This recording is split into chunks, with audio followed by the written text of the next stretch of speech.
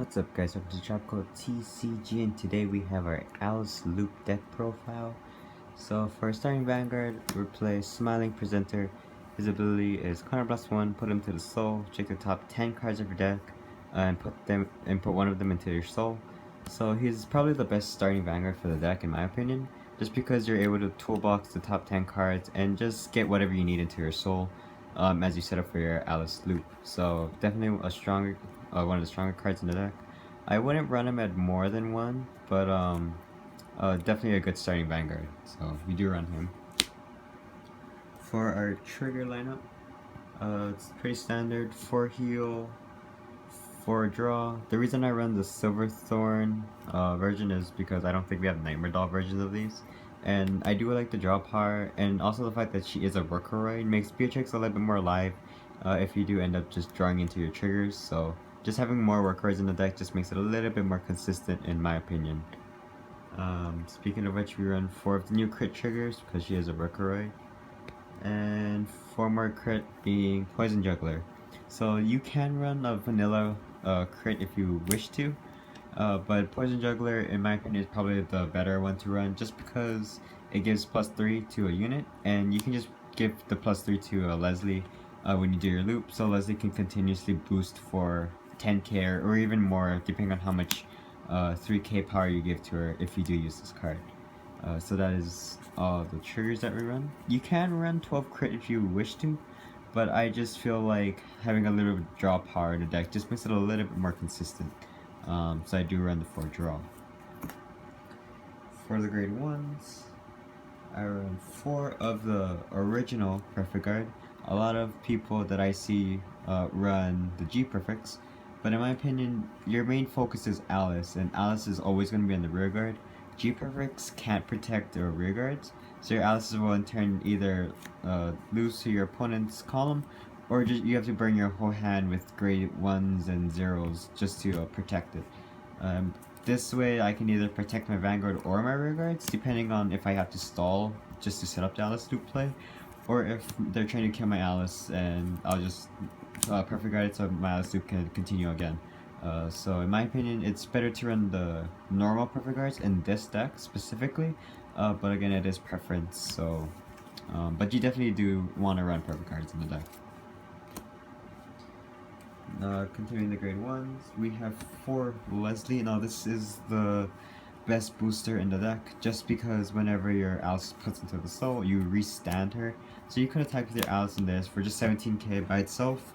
Alice gets put back into the soul, you can stand her and attack for 17 again.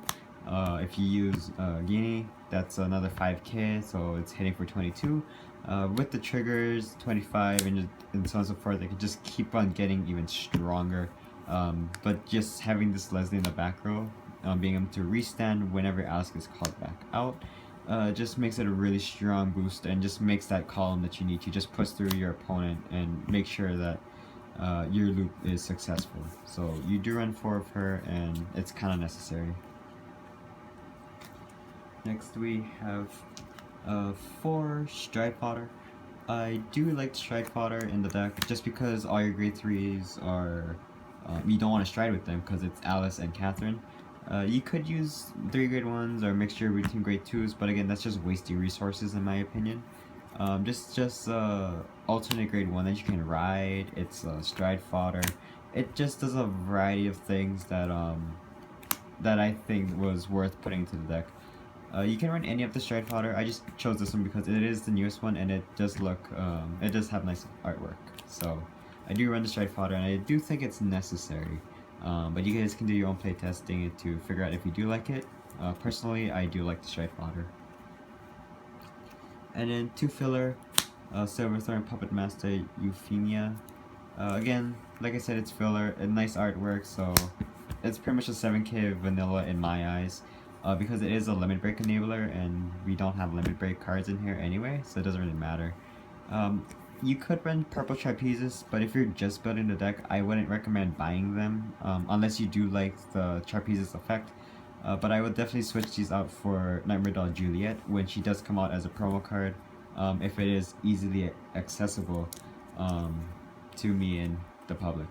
But for now, just really nice filler for the deck, and Again, you can ride this if you want to, so it's not too bad. For the grade 2s, we have 4 gaining. This is what makes the loop a little bit more powerful. Whenever she's called in rear guard, put her back into the soul, call an Alice from your soul, get +5. So just whenever she's called, there's no GB scale, it's not a once per turn, it's just whenever she's put into the rear guard, if you have an Alice in your soul, put this card into your soul, call the Alice out, give it +5. Really strong, just helps a lot with the loop if you can continuously just get her out instead of Alice, and you do need to run her at 4 though. And she's not a bad card to ride with as well, because having her in the soul does help toolbox a little bit. With this next card for Brenda. So Brenda's ability is an act ability, which is kind of nice. You can put her into the soul, call a workhorse unit out, and it gets the effect where if that unit gets put back into the soul, you can call her out, but she does lose her act ability. So even if you do ride with her, you can call out Brenda. Brenda's ability can activate, put into the soul, you can call out Guinea. Guinea comes back and calls out your Alice, and then Brenda can come back out. Just as intercept or just another column you could work with. So just having Guinea as your grade 2 ride isn't too bad, and you kind of do want her in the soul anyway, so it's probably your preferred ride. Back to Brenda, I do run 4 of her. Again, she's not a terrible card to ride with as well, and she does toolbox the field if you do need more worker units for your Beatrix to go off. And to finish off the grade 2s, I run 3 10k vanillas. You guys don't need to run this. Some people run 2, some people run 4 of this. I feel like 3 is the best number. It's just a workhorse unit, just to make Beatrix live, so I only play 3 of her. Now for the grade 3s, of course we run 3 Catherine. Catherine's ability is, first of all, continuously when she's on the vanguard circle, all of your Alice units on the rear guard get +1000, so it instantly makes them 11Ks. And the effect where Counterblast 1, if it doesn't hit, call out an Alice from your soul and put that Alice that didn't hit back into your soul. So as long as you have 1 Alice on the field and 1 Alice in the soul, and you have Catherine as a vanguard, there'll be 11Ks that can continuously stand regardless if they hit or not. So again, it just makes it really strong. Her auto ability is when she is placed on the rear guard, or vanguard circle, sorry. You pretty much just put any card you want in your deck into the soul. So if you don't have an Alice yet, or if you have an Alice, use this, put another Alice in your soul, call an Alice, and then she's live. You need a Guinea, put her in the vanguard circle, put a Guinea in your soul. Like, she just toolbox your entire soul and just grabs whatever you need. So again, this is why you don't want to use her as stride fodder, because you can always ride on her, on top of her again, just to get more cards into the soul that you need.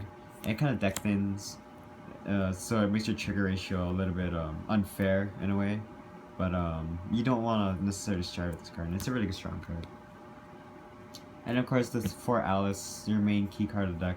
If you guys don't know already, it's whenever it hits Counterblast 1, put this in the soul, call something else back out, and that's it. So pretty much you call her, because you can't call herself back out, but if you call it a Guinea, Guinea's effect will trigger, you put her in the soul, and then your Alice pretty much just comes back out with +5k. So again, the loop is really strong where if Alice hits, she gets stronger. If she doesn't hit, Catherine is there just to bring her back out, just to give you that extra chance to try and make it hit. So the deck is really strong and the loop is really broken if it's pulled off correctly. So that's it for the main deck. I'm going to go over the strides very quickly. I have my nice Excel world overseas. So you're going to start off with 4 Beatrix. This is your main stride. You don't need any other stride. For the loop, really strong attacks at the end of the battle. This attack, put 3 worker units into the soul, call out 2. You pretty much just have your Alice, and some random worker, put them to the soul. If you have 2 Leslies, your Alice will come back out, they'll restand, and then you have columns again that'll just constantly restand. So Beatrix is definitely your first stride, and possibly your last stride, because you can pretty much just OTK your opponent if you do pull off the loop correctly. So that's why I have 3 of her. You really only need 2 to finish them off. Just 3 just in case, but you do need Beatrix regardless. And I play 2 Lunatech Dragons. The reason I play them is just pressure late game. This is when we're gonna last right if Beatrix doesn't get through, or I just don't have the right cards for the loop. GB3, he gets a crit, so that's the pressure. He has another ability whenever something's called to the rear guard, you get +2, but I only like it for the GB3 skill, which is it gets the extra crit.